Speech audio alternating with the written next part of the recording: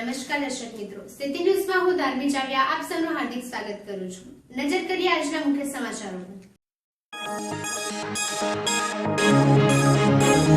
વલસાડ તાલુકાના 45 ગામના સરપંચોએ 14માં નાણાં પંચના પૈસા વહેલી તકે મળી રહે તે માટે જિલ્લા પંચાયત પ્રમુખ અને ડીડીઓને કરી રજૂઆત। વલસાડ ખાતે ઉરીમાં શહીદ સૈનિકોને અપાઈ શ્રદ્ધાંજલિ। પાડીના જુનિયર એડવોકેટ ડીડી ડાકેનું ટૂંકી માંદગી દરમિયાન નિધન। પાડી વકીલ મંડળ દ્વારા કોર્ટમાં શોક સભામાં 2 દિવસ ખોટી કાર્યવાહીથી અડકા રહેવાનો ઠરાવ કર્યો। ડુબલાવ ખડકી દિગરા ખેરલાવ બરાઈ ડુંગરી ખાતે ફરજ બજાવતા તલાટી સામે લાલ અંક કરતા તલાટીઓમાં પકડાયા।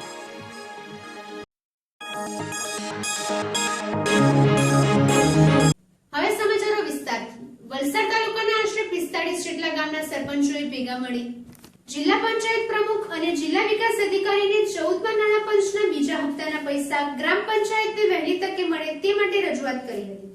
વલસાડ તાલુકાના 92 ગામના સરપંચના પ્રમુખ હરેશભાઈ પટેલની આગેવાનીમાં જિલ્લા પંચાયત પ્રમુખ જીતેન્દ્રકુમાર ટંડેલ અને જિલ્લા વિકાસ અધિકારી મકવાણાને રજૂઆત કરતા જણાવ્યું હતું કે વલસાડ તાલુકાની 14માં નાણાં પંચની જે ગ્રાન્ટ છે તે ઝડપથી મળી જાય જેથી ગ્રામ પંચાયતોના કામો પૂર્ણ થાય તે અંગેની રજૂઆત કરી હતી અને અધિકારીઓ દ્વારા આશ્વાસન આપવામાં આવ્યું હતું અને વહેલી તકે તમામ સરપંચોને 14માં નાણાં પંચના બીજા હપ્તાના પૈસા ગ્રામ પંચાયતને ફાળવી આપવામાં આવશે।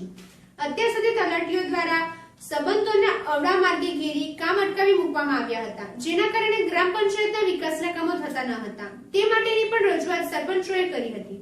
આ સાથે સરપંચોએ જણાવ્યું હતું કે બેંકમાં જ્યારે ગ્રામ પંચાયતના પૈસા લેવા માટે ગયા હતા તે વખતે બેંકમાંથી જાણવા મળ્યું હતું કે તાલુકા વિકાસ અધિકારી વલસાડે તમામ ગ્રામ પંચાયતનું પેમેન્ટ સ્ટોપ કરાયું છે। આ તમામ રજૂઆત સરપંચોને ધ્યાને લઈ જિલ્લા પંચાયત પ્રમુખ જિલ્લા વિકાસ અધિકારી અને તાલુકા વિકાસ અધિકારી પ્રશ્નનો ઉકેલ લાવવા માટે ખાતરી આપી હતી। જે બધા સરપંચો વલસાડ તાલુકાના જિલ્લા પ્રમુખ શ્રી જીતેન્દ્રભાઈ ટંડેલને મળ્યા એ જે વલસાડ તાલુકાના જે 14માં નાણાં પંચની ગ્રાન્ટ છે એ ગ્રાન્ટ ઝડપથી એની પ્લાન એસ્ટિમેટ થઈ જાય, વહીવટી મળી જાય અને ઝડપથી કામો પૂર્ણ થાય એ માટે રજૂઆત કરવા માટે બધા સરપંચોએ ડીડીઓ સાહેબ પણ સાથે હતા, ડીડીઓ સાહેબ સાથે હતા। એમણે પણ કહ્યું છે કે ઝડપથી અમે વહીવટી આપી દઈશું, તમે ઠરાવો આપો ગ્રામ પંચાયતથી, એટલે પ્રોસેસમાં રહીને કામ કરશું એટલે ફટાફટ થઈ જશે। હજુ સુધી કેટલા કામો ગ્રામ પંચાયતના બાકી છે કરવાના?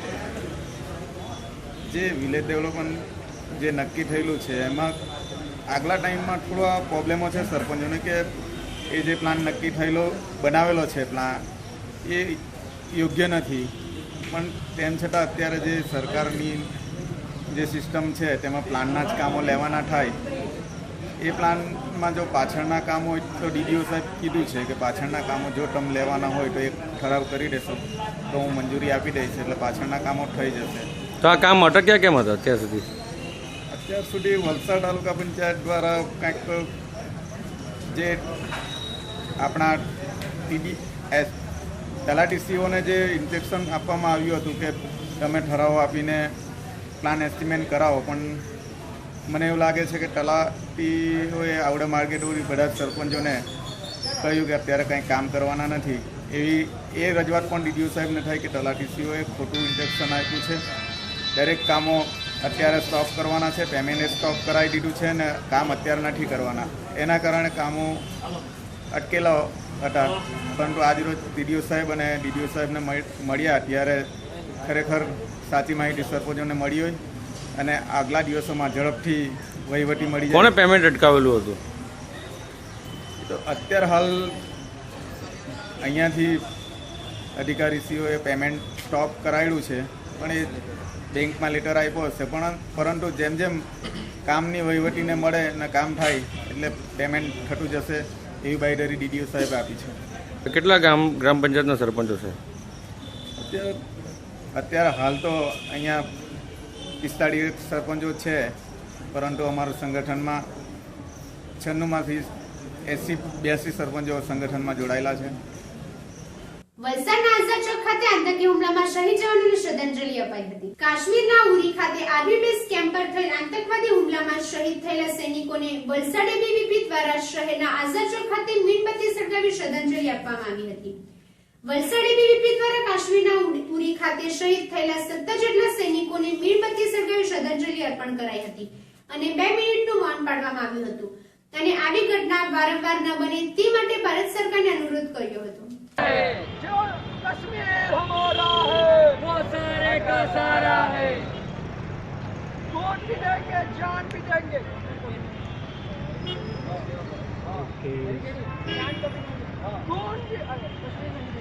खून भी देंगे जान भी देंगे, कश्मीर भी देंगे।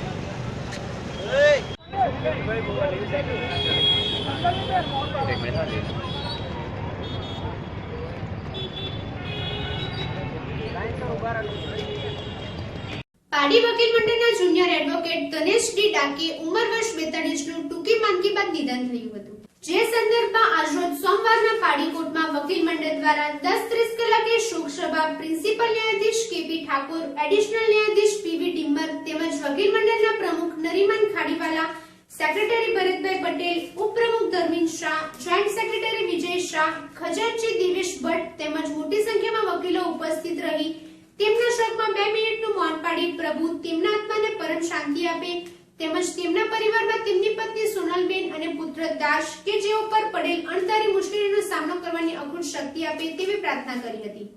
તેમજ આજની શોક સભામાં વકીલ મંડળ દ્વારા તારીખ 19 અને 20 સપ્ટેમ્બરના બંને દિવસે વકીલો કોર્ટના કાર્યવાહીથી અળગા રહેવાનો ઠરાવ કર્યો હતો। સાલમાં અમદાવાદ ખાતે મેટ્રોપોલિટન કોર્ટ અન્ય કોર્ટોમાં 4 વર્ષ સુધી વકીલાતની પ્રેક્ટિસ કરી, ત્યારબાદ સને 2000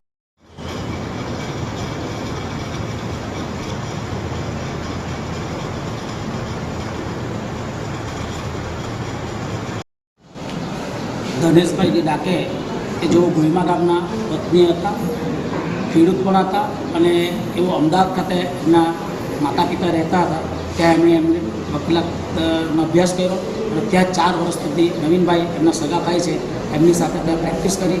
ત્યારબાદ પારડી કોર્ટમાં આવેલા અહીંયા બારમાં રજિસ્ટ્રેશન કરાવી અને અહીંયા પ્રેક્ટિસ ચાલુ કરેલી। ત્યારબાદ એઓ પારડીમાં સ્થાયી થવા માટે આવ્યા।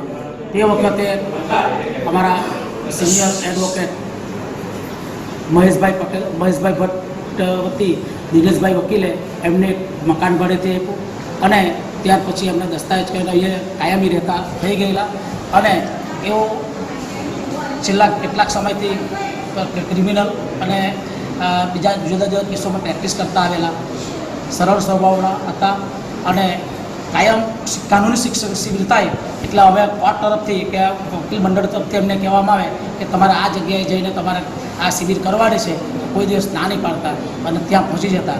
લોક અદાલતમાં પણ હોય તો એવો આવીને સમયસર આવીને વકીલ અમે ગુમાવ્યો છે કે અમારો વકીલ મંડળ આજે સુખની લાગણી અનુભવે છે। સાથે એમની જે પત્ની સોનલબેન કે જેઓ નાની વયે વિધવા બન્યા છે, એક દીકરા કે જે દર્શ કરીને છે, જેઓ 9મા ધોરણનો અભ્યાસ કરે છે। બધા વકીલોની પણ એવી ઈચ્છા હતી કે થોડોક સમય પણ એવો અહીંયા રહે તો એમને કુટુંબ કે એની પરિવાર સરખી રીતે સેટ થાય, પરંતુ તેવું નથી બન્યું. કુદરતનું જે કંઈ થાય તે કુદરત કરે, એમાં કોઈનું કંઈ ચાલે એવું નથી. એટલે આજે એમના માનમાં અમે આ શોકસભા રાખેલી છે અને 2 દિવસ માટે અમે કામથી અર્થ કરીશું. પાડી મામલતદાર કાર્યપાલક મેજિસ્ટ્રેટ યાસ્મીન શેખે પાડી તાલુકાના 3 તલાટીઓને અવારનવાર ચૂંટણી સંદર્ભે મતદાર યાદીનો નમૂનો અને નિયત પત્રકમાં માહિતી તૈયાર કરી જે તમામ વિગતો આજ રોજના સમય મર્યાદામાં રજૂ કરવાના હતા. જે કામમાં 3 તલાટી ડુમલાવ, ખડકી, તિગરા, ખેરલાવ, બરાઈ, ડુંગરી ખાતે ફરજ બજાવતા સુરેશ પટેલ, નવીન પટેલ અને શીતલ ટંડેલ આ 3 તલાટીઓ પોતાના મનસ્વીપણે સમય મર્યાદામાં માહિતી રજૂ ન કરતા, જેના કારણે મામલતદાર યાસ્મીન શેખે તેઓના સામે ધરપકડ વોરંટ કાઢવામાં આવ્યા હતા. જેમાં તલાટી સુરેશ પટેલ અગાઉ પણ તેઓના સામે કામગીરી બાબતે 10/5/2016 અને 23 જૂન 2016 મળી 3 વખત વોરંટ ઇસ્યુ કરવામાં આવતા તલાટીઓમાં ફફડાટ મચી ગયો હતો. જેને લઈ તલાટી સુરેશ પટેલ હોસ્પિટલમાં હોવાનો રિપોર્ટ બતાવી આજ રોજ પાડી મામલતદાર સામે હાજર થયા હતા અને તેઓને શોધવા પોલીસને પણ નાકે દમ આવી ગયો હતો. આ ઉપરાંત આજે તલાટી નવીન પટેલ પણ મામલતદાર સામે હાજર થયા હતા, જ્યારે મહિલા તલાટી શીતલ ટંડેલે જેઓ નાના બાળકો હોવાના કારણે કામગીરીમાં વિલંબ થયા હોવાનું મામલતદાર યાસ્મીન શેખે જણાવ્યું હતું.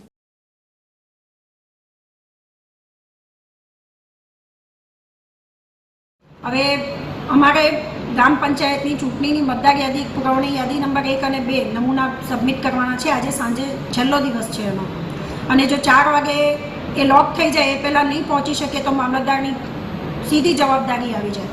અમે ઘણા દિવસોથી તલાટીઓને ફોલોઅપ કરીએ છીએ, એમને ફોન કરીએ છીએ, એમને બોલાવીએ છીએ. અમે એમના ઉપરી અધિકારીને પણ જાણ કરી કે આપના જે તક મંત્રીઓ છે એમને મોકલાવો, આ કામ અમારું બાકી છે. ચૂંટણીનું કામ એ ખૂબ અગત્યનું છે, સમય મર્યાદાનું છે. જો સમય મર્યાદામાં ન કરવામાં આવે તો જવાબદારી ઊભી થઈ જાય, સામે કેસ પણ થઈ શકે અમારી. એટલે પછી અમે વારંવાર ટેલિફોનિક વાત કરવા માંગી તો ઘણાના ટેલિફોન બંધ હતા, સમયસર આવ્યા નહીં અને કલેક્ટર ઓફિસમાંથી સતત અમારું ફોલોઅપ થતું હતું.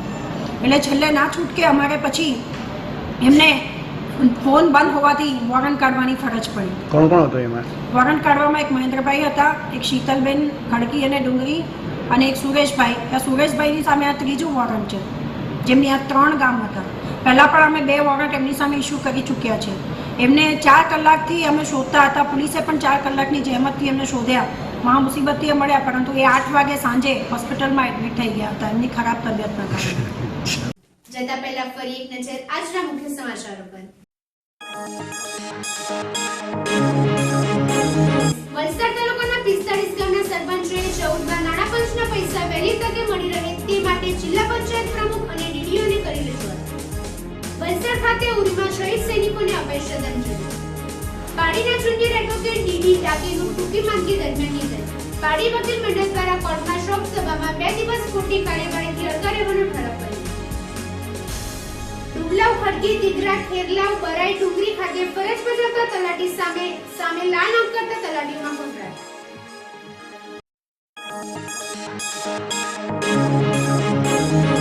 તો આ હતા આજના સિટી ન્યૂઝના સમાચારો. વધુ સમાચારો સાથે ફરીથી મળીશું, ત્યાં સુધી રજા આપશો. નમસ્કાર.